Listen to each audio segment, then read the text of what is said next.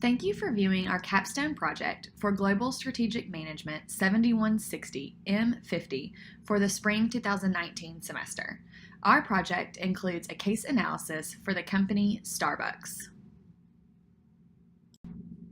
As you can see from the table of contents, this analysis includes everything from the company overview to current news, which it seems like Starbucks is always in the news these days, an industry analysis, multiple company strategies, and then the project concludes with our group's recommendations to one of Starbucks' current problems. This analysis was researched and completed by Caitlin Darras, Kevin Hudson, Jay McAdams, Andrew Driscoll, Emily Thornton, and Patrick Duhon. Now let's get started with the company overview. Starbucks was founded in 1971 by Jerry Baldwin, Zeph Ziegel, and Gordon Boker, who met as students while attending the University of San Francisco. Starbucks is the world's largest coffee shop brand. They opened their first store at 2000 Western Avenue from 1971 through 1976 and later moved to Pike Place Market in Seattle, Washington. Since then, Starbucks has become a world-renowned coffee shop with 24,000 retail stores in 70 countries. Starbucks' mission is to inspire and nurture the human spirit, one person, one cup, and one neighborhood at a time. Now, let's look at the organizational background and the leadership team. Kevin Johnson, CEO, President and Director.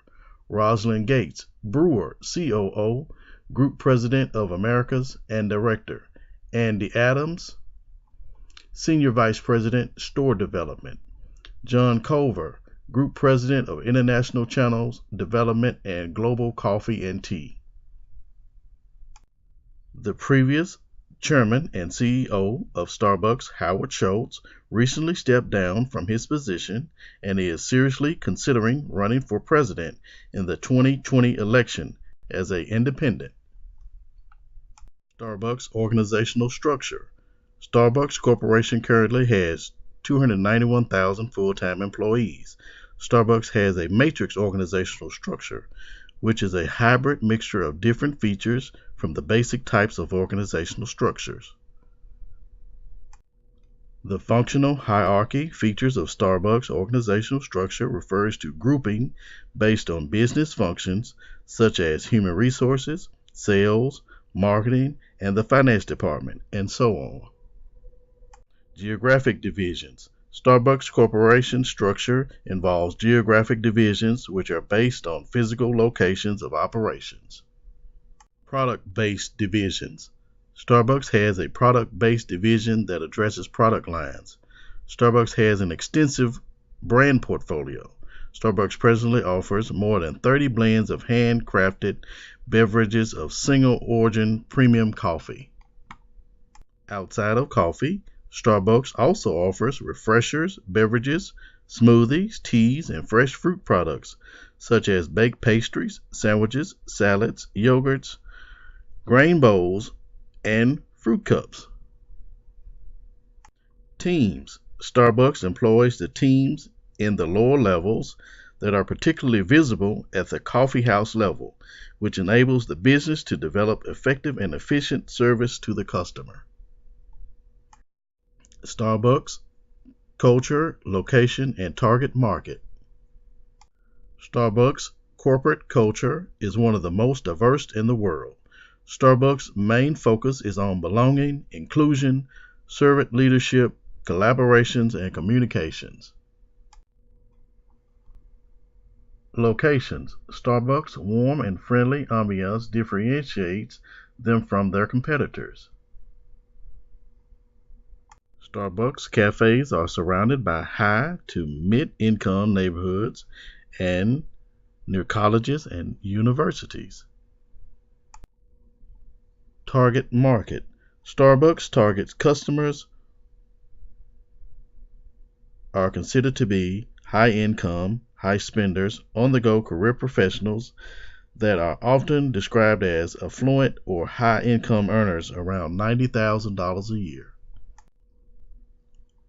On the other hand, Starbucks offers students of all ages a relaxing and comfortable atmosphere where they can chat with colleagues and friends, meanwhile enjoying their favorite coffee, beverage, and food that appeal to them.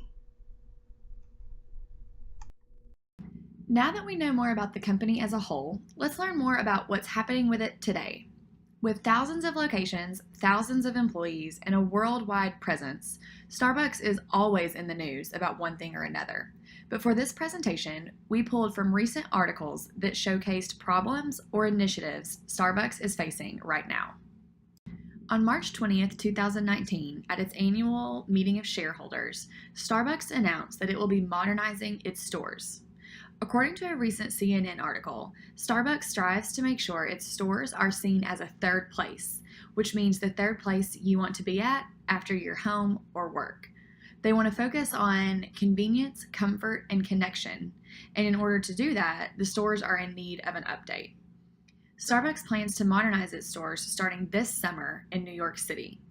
The updates will depend on the location and the number of other Starbucks stores within proximity, but some stores, for example, will go cashless, and others will add new furniture that promotes speed and comfort. On March 27th, Starbucks announced that it will be revamping its rewards program. Beginning on April 16th, Starbucks launched a new loyalty rewards program, and it's a tiered reward structure that allows customers to redeem stars for other items other than just free coffee. For example, 25 stars earns customers an extra espresso shot, while 400 points or stars will get select merchandise. The goal of this tiered approach is to convert somewhat frequent shoppers and drive more frequency with them. Starbucks' previous loyalty program has proven significant success with 16 million active members. Also, Starbucks Rewards accounted for more than 40% of transactions in the US last year. If this new program goes according to Starbucks' plan, it will drive customer lifetime value and prevent loyalty fatigue. According to Investor Place, Starbucks stock has been extremely successful recently, and most of that can be attributed to the company regaining global operational momentum. The stock has risen more than 50% since June of 2018, and it's seen 4% sales growth since last quarter. Starbucks needs to be considerate of its long-term growth perspective, but for the immediate future, the stock is only continuing to get better. Investor Place sums it up perfectly by stating, "All in all, Starbucks is firing on all cylinders right now and should continue to do so for the foreseeable future. The company is leveraging digital innovation and enhanced mobile ordering experience, renovated stores and drive-thrus, menu innovations, and relevant celebrity partnerships to win back breakfast, snack, and drink market share. Its strategy is working and will continue to work." At its annual shareholders meeting on March 20th, Starbucks announced a $100 million investment in a new venture fund with Valor Equity Partners, which has previously invested in Tesla and SpaceX. While introducing and explaining the fund, Starbucks also mentioned that there's a plan to raise an additional $300 million in the fund in the short future. This fund will give Starbucks the first look at food and retail startups. This is the first time that Starbucks has made an investment like this, but this is pretty in line with the CEO's tech-heavy focus for the company. And investing in startups like this has become extremely popular within the food, beverage, and retail industry. For example, Kraft Heinz launched its own fund in October following Campbell's Soup, Kellogg, and General Mills starting a fund. So now that we know a little bit about what Starbucks is currently facing in the news, let's move into its competitive advantage. Throughout this entire course, we have been studying how firms can gain and sustain a competitive advantage. According to Jay Barney in our textbook, Gaining and Sustaining Competitive Advantage, a firm has a competitive advantage when it is able to create more economic value than rival firms. There are many different ways that firms can go about doing that, and we're going to talk about one of those strategies right now. As stated in our textbook, product differentiation is a business strategy where firms attempt to gain a competitive advantage by increasing the willingness of a customer to pay for the products they sell. And if you know anything about Starbucks, you know that their customers are definitely willing to pay increased prices for their coffee and other beverages. So companies can differentiate their products through directly focusing on their products, focusing on their relationship with the customer, and also focusing on the relationships between firms. Starbucks successfully differentiates using its products and its relationships with its customers. One way Starbucks differentiates its products is through its product features. Starbucks constantly alters and implements new product features to differentiate its products from its competitors.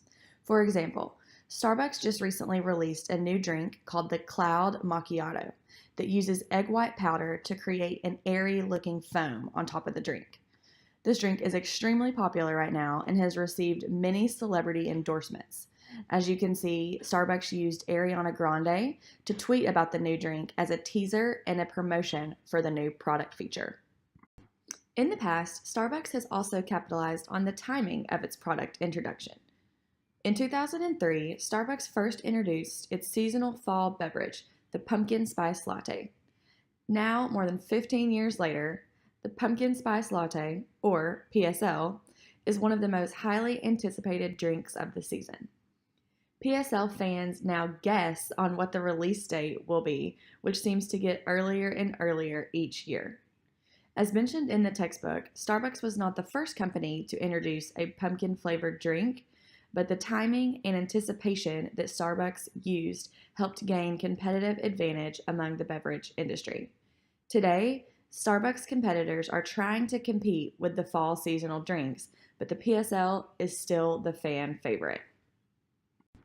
Not only does Starbucks use its actual products to differentiate itself from competitors, Starbucks also focuses on its relationships with its customers to allow for differentiation. Starbucks knows its customers and knows how to successfully market to those consumers. Their consumers are early adopters, they have a higher income, they are technologically savvy, they are health conscious, and environmentally conscious. And to market to those specific audiences, Starbucks uses specific messaging that highlights health facts. Starbucks also really focuses on being environmentally friendly, and so they promote their efforts there. And they also use their Starbucks Rewards program to promote customer loyalty. So as we will see throughout this presentation, Starbucks is successfully differentiating its products from its competition by utilizing product features, timing of product introduction, and consumer marketing. Starbucks continues to try and hold market share and maintain a fan favorite among coffee drinkers worldwide. And now we take a look at the financials of Starbucks. And looking at this graph, we see a few observations here. First and foremost, we see that Starbucks holds a $93 billion market cap. And with the number that high, it really establishes Starbucks and then everybody else in the industry. When you see the graph, we see that the dip shortly after April 2018 is when Starbucks announced they would close stores due to the sensitivity training. And as we can see, they have more than rebounded after that decision. And now we see Dunkin', which is highly touted as Starbucks' biggest competitor. But as we can see here, Dunkin' only holds a $6 billion market cap, as opposed to Starbucks' $93 billion position.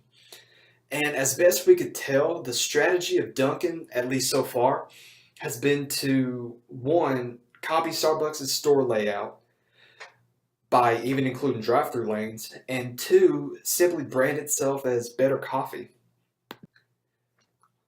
But when we take a look at this performance window, here we have both a 3-month performance and a 5-month performance. And we can see Dunkin', by operating half the number of stores at Starbucks, almost matched Starbucks' performance in that 5-month window. And now we take a look at the SWOT analysis. Started with strengths, we identified some that Starbucks exhibits. We know they have a strong brand name. Their large retail distribution system is exemplified across the country. We know they have quality products and an extensive list from which we can choose from. Their strong relationships with their suppliers are among the best in the world. They have massive capital funding and consistently show high returns. But best of all, they empower their employees and have a promote from within mindset in the corporation. Here we identified weaknesses that Starbucks exhibits.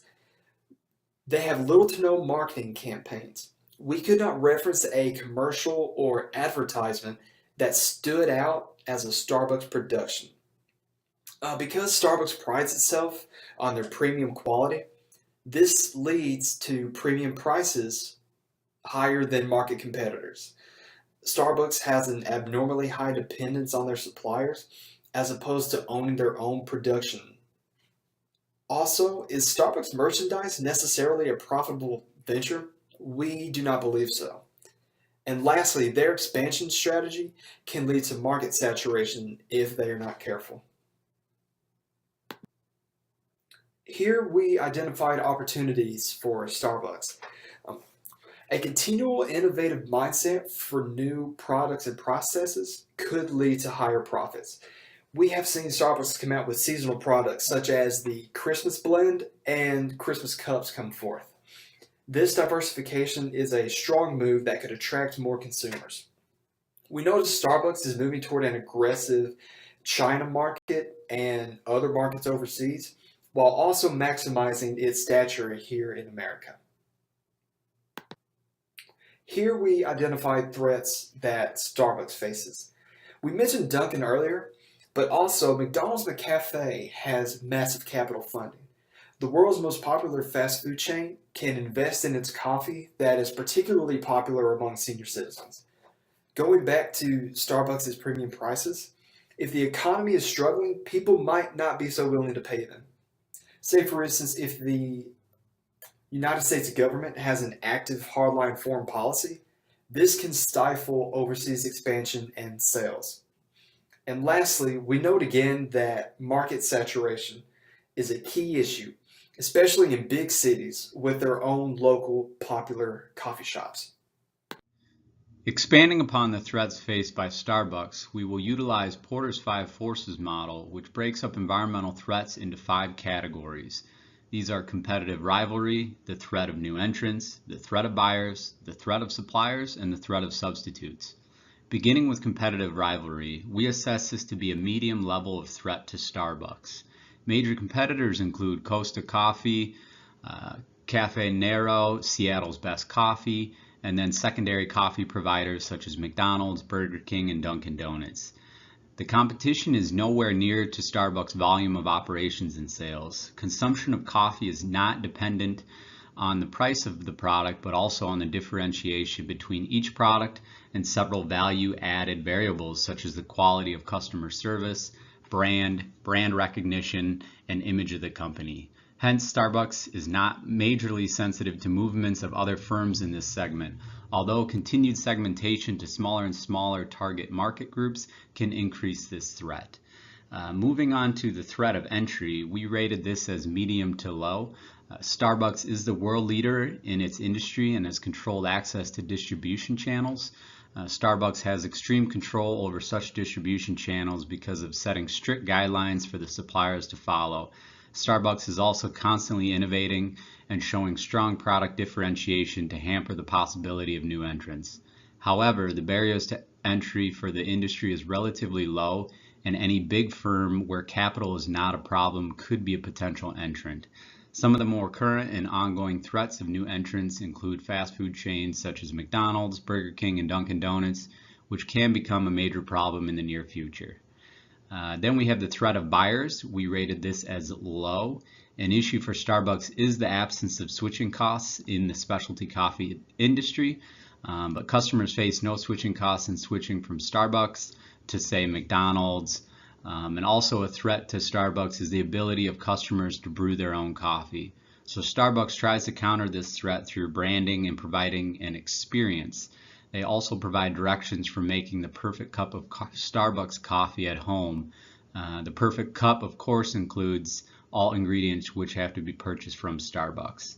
Also, with new entrants and competitors such as McDonald's, who claim to offer premium roast coffee of reasonable quality for lower prices, thus giving the customers some bargaining power. But in the end, each individual buyer has little power to assert. Then moving on to the threat of suppliers, we also assess this as medium. Coffee is the second largest traded commodity in the world. Central and South America produce the majority of coffee traded, and Starbucks depends upon both outside brokers and mutually direct contact with the exporters for supply of premium coffee beans. The quality of coffee beans sought by Starbucks is very high, proving to be a potential threat to the company. Only suppliers which meet Starbucks coffee standards are able to supply to the company. The supplying industry only has few firms which can deliver the quality, giving them considerable power. However, Starbucks counters this due to its massive size and being the primary buyer, and also because of the importance of Starbucks business to any individual supplier, as it would account for a large percentage of the total supplier's sales, thus reducing the power of suppliers. And then moving on to the threat of substitutes. So we rated this as high. Substitute products are the products that can pose as a trade-off for the product being offered by a company. So in this instance is coffee. So in the specialty coffee industry, substitute products can be soft drinks, tea, energy drinks, fruit juices, really any other caffeinated drinks. Here, innovation would play a huge role. To counter this, Starbucks has given their menus a complete revamp and have differentiated their products. And the menu includes various teas, hot and cold coffees, baked goods, and various confectionery items. The only true direct substitute for specialty coffee would be the basic coffee, which is of lower quality than specialty and as such does not present a large threat. Although another consideration in this threat is the threat of the experience Starbucks stores provide. There is a growing threat of alternative hangout spaces and substitute methods of obtaining coffee by brewing coffee at home using Keurigs and like products. Also, the threat of innovative disruption, for example, kombucha bars, are why the threat of substitutes is high. We now look at some possible capabilities or strengths of Starbucks by taking a resource-based view and using the Vero analysis tool. A resource-based view of a firm has two assumptions, which is there is resource heterogeneity and resource immobility. We use Starbucks value chain to identify possible resources and or capabilities which can be found in the table here and on the slide to follow. Each stage in a value chain can have financial, physical, human, and organizational resources associated with it, and we use the Vero framework to analyze these resources by asking 4 questions, which are: is the resource or capability Starbucks possesses valuable? Is it rare? Is it costly to imitate? And is the organization structured in a way to realize the full value of those resources? Using this method, we determined if the resource would lead to a competitive disadvantage, competitive parity, or competitive advantage for Starbucks, and what should be considered in developing new corporate and business strategies, and what should be leveraged to achieve sustained competitive advantage. So first we look here at Starbucks supply chain, their distribution and logistics. So this is certainly a value. It's not rare though. Many large corporations have large, strong supply chains in position, but it is costly to imitate. And the organization, as we've seen historically, is structured in a way to take advantage of this resource. And so due to its lack of rarity, this would lead to competitive parity for Starbucks. Then we have supplier relationships. So this is a value, rare, costly to imitate, and Starbucks is structured in a way to take advantage of these supplier relationships due to the social and historic nature of it. So this can lead to a competitive advantage for Starbucks. And then there is the track record of project execution and leadership team. This is valuable. This is rare, certainly the social aspect of it, and then it is costly to imitate due to its ambiguity within the organization. And then the organization, as we've seen from previous strategies Starbucks has implemented, they are structured in a way to take advantage of this. So this can be leveraged for sustained competitive advantage.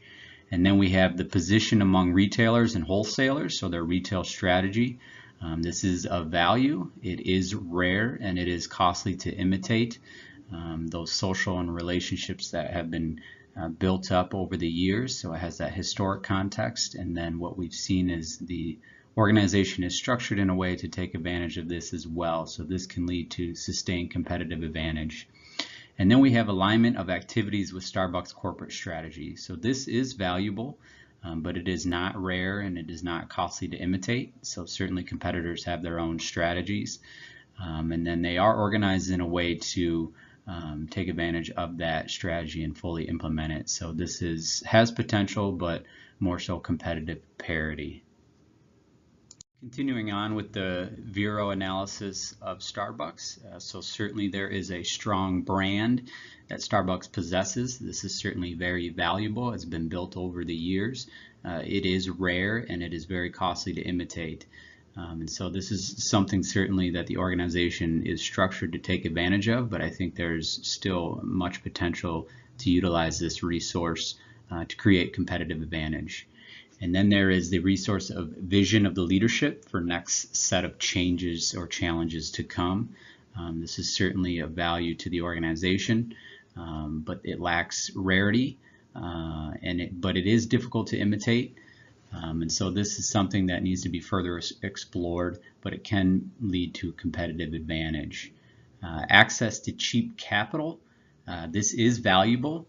But certainly not rare. There are a lot of organizations with certainly lots of capital access, like McDonald's and Dunkin' Donuts and other competitors, and it's not costly to imitate. And I believe the organization is structured in a way that it can take advantage of this, but ultimately this would lead to competitive parity due to its lack of rarity and imitability.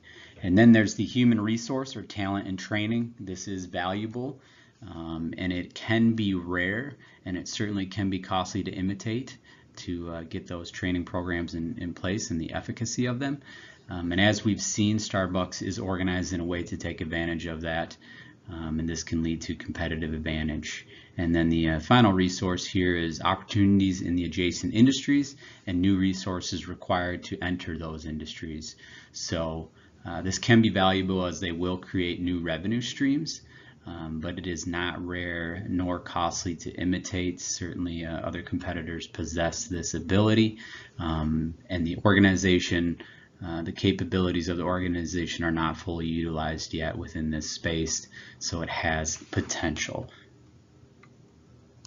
Another very important aspect of its business model, according to Starbucks, is its environmental sustainability efforts. Last year, Starbucks announced that it would be eliminating plastic straws completely and moving towards strawless lids. This is a part of a $10 million commitment to develop a fully recyclable and compostable cup. Not only is this solution environmentally friendly, but it has financial benefits as well. Getting ahead of the issue and announcing a commitment to the environment is beneficial to both customers and shareholders. Starbucks does not want to receive the type of backlash that Keurig received when their stakeholders found out that their K-Cups were not recyclable. The next environmentally friendly initiative Starbucks will be implementing is a mobile app that allows customers to track their coffee from bean to cup, showing exactly where their coffee comes from. For example, customers can use the app to find out that 80% of their cup's coffee beans came from Colombia and 20% came from Brazil. Starbucks defines sustainability as an economically viable model that addresses the social and environmental needs of all the participants in the supply chain, from farmer to consumer. The company is involved in the whole coffee production process, from farming to roasting to distribution. In the words of Howard Schultz, Starbucks is vertically integrated to the extreme. Vertical integration is when a company controls one or more stages in the supply chain. Starbucks has successfully integrated backwards through purchase agreements with coffee growers, company-owned bean roasting plants, company-owned warehousing and distribution facilities, and coffee bean farms in Costa Rica and China.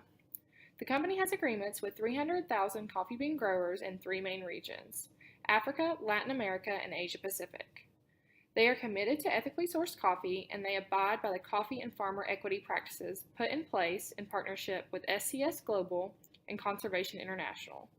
This is one of the coffee industry's first set of sustainability standards. It includes supplier verification by third-party experts and a strong ethical commitment. In 2013, Starbucks also purchased a 600-acre coffee bean farm to facilitate research and development, including hybrid coffee beans and solutions for crop-killing diseases. Aside from strong connections with growers and company-owned farms, Starbucks also owns all of its retail locations, meaning there are no franchise stores. This web creates a complex command structure and a high level of responsibility for the company. However, the heavy involvement reduces risk and allows the company to have freedom in pricing. It also ensures that the company has full control over quality, sustainability, ethical sourcing, and the fair treatment of its employees. Starbucks' strategy for vertical integration is a key to the company's success. Starbucks has a global reach through its retail stores, brand presence, and coffee farming and production. Market research is at the core of the company, and they are continuously striving to serve every community they're in. The company aims to understand the cultural, political, and economical environment in each market. Over the past 5 years, Starbucks has continued expansion in various countries with extreme growth in China, moving from 800 stores to over 3,200.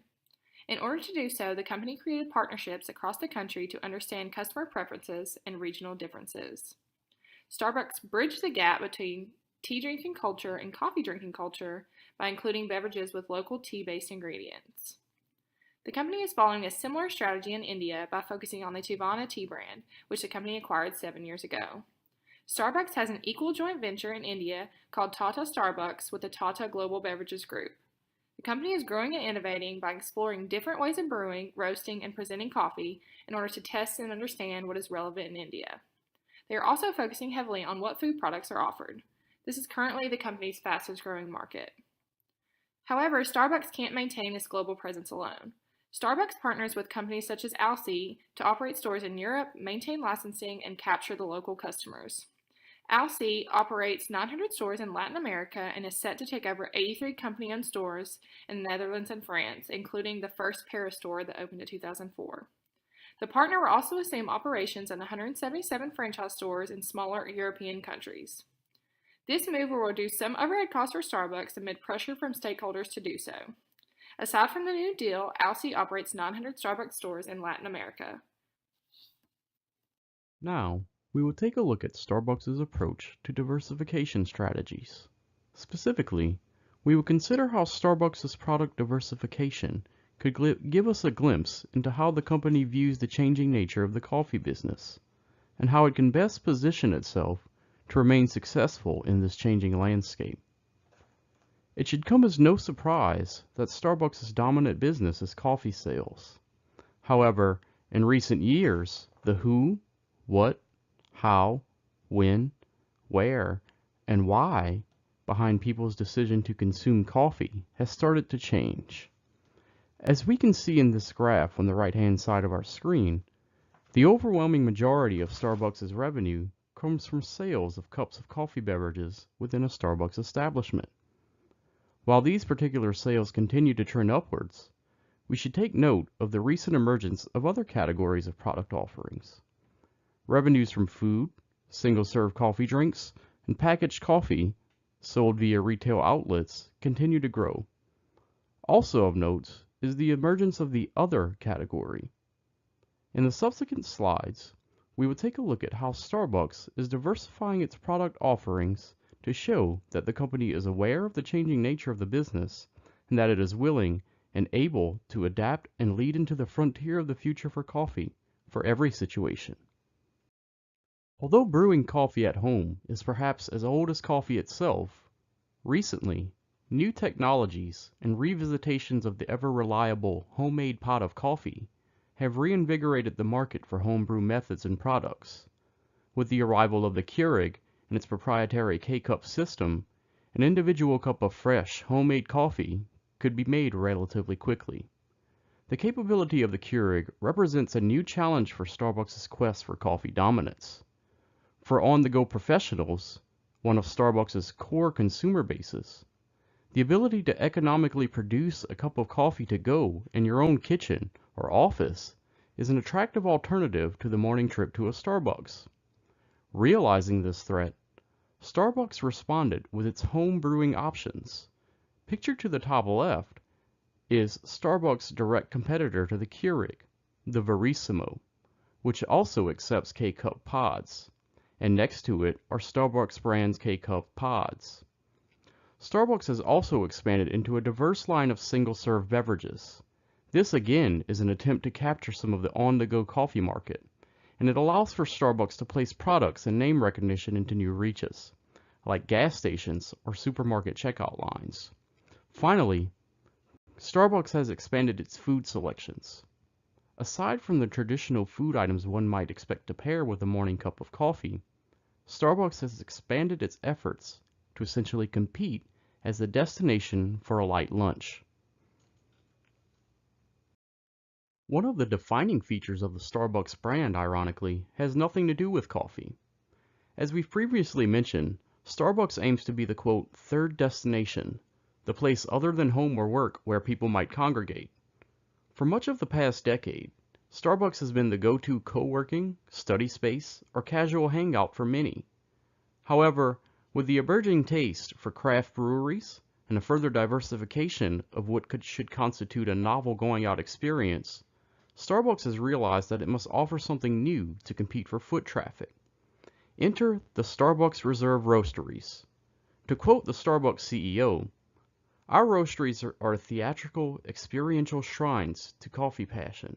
Here, master roasters, mixologists, and baristas ply their craft to coax perfectly flavorable, often unexpectedly artful expressions from our rare, single-origin coffees. Every single Starbucks Reserve coffee was roasted in one of these immersive spaces. These are destinations like none other in the world." These roasteries, currently only in a select few major cities around the world, are designed to cater to the desire for an upscale, luxury dining out experience. Here, we see two examples of the attention to detail in a Starbucks Reserve roastery. To the left is a Starbucks Reserve in Milan, which is located inside a renovated post office, a nod to the appreciation of the history of the old city. To the right is a location in Seattle, designed to have the feel and appearance of a luxury brew pub, a familiar and welcome atmosphere in that area. Now, we will take a look at Starbucks' approach to strategic alliances. Specifically, we will focus on Starbucks' alliances with Nestle and PepsiCo. Starbucks recently entered into a $7 billion licensing agreement with Nestle in an attempt to gain further penetration into the at-home coffee market. The licensing agreement allows for both companies to combine already familiar products and either offer reformulations under the same name, such as the Starbucks Espresso or the Nescafé Dolce Gusto. Starbucks and Nestle will also enjoy the benefits of each other's ingredient sourcings, which will allow for Starbucks to introduce new varieties of signature coffee brands. And finally, the agreement will reinforce both companies' commitments to ethically sourced coffee. Starbucks has been in a strategic alliance with PepsiCo for more than 20 years. The alliance has two major strategic impacts for Starbucks. First, the access to PepsiCo's bottling capabilities have expanded the ability for Starbucks to bring ready-to-drink products to the marketplace. And second, in the form of the North American Coffee Partnership, this alliance has expanded access to Latin American markets, which is expected to increase revenues for $4 billion over the next 5 years. Now, we will take a look at Starbucks' colorful history of acquisitions.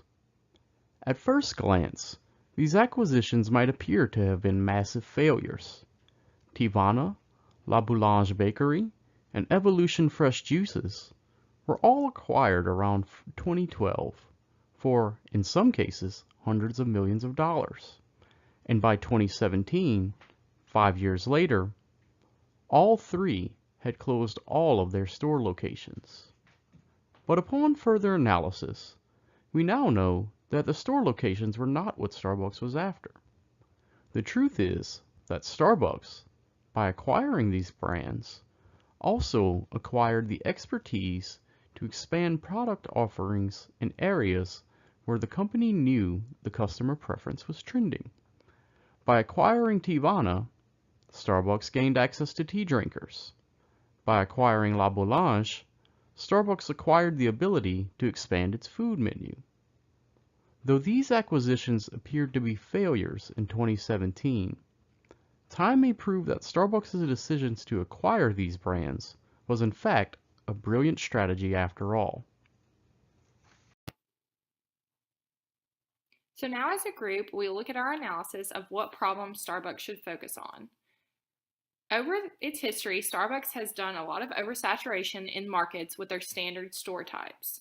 They also have had some acquisitions of suppliers in food and niche drink items that have had mixed results and have not always had the return on investment that they had hoped. They've also seen changing consumer preferences lately towards at-home coffee brewing and expectations for the dining out experience. So our problem statement is, how can Starbucks continue to grow its store presence, market share, and product selection without cannibalizing its customer base with the standard store types? Now let's look at some of our recommendations for the company. We believe that Starbucks should continue to maintain control of their supply chain and focus on sustainability and ethical sourcing efforts.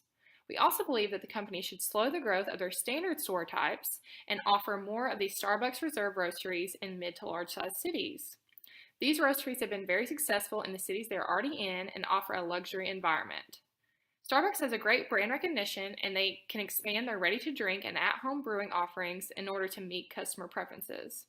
We believe the company should be more deliberate in their acquisitions of food and other beverage suppliers in order to get a return on investment that they hope for, and that they should focus on delivering what the customer wants and always remembering what market they're in. This is all for our presentation. Please let us know if you have any questions. Thank you.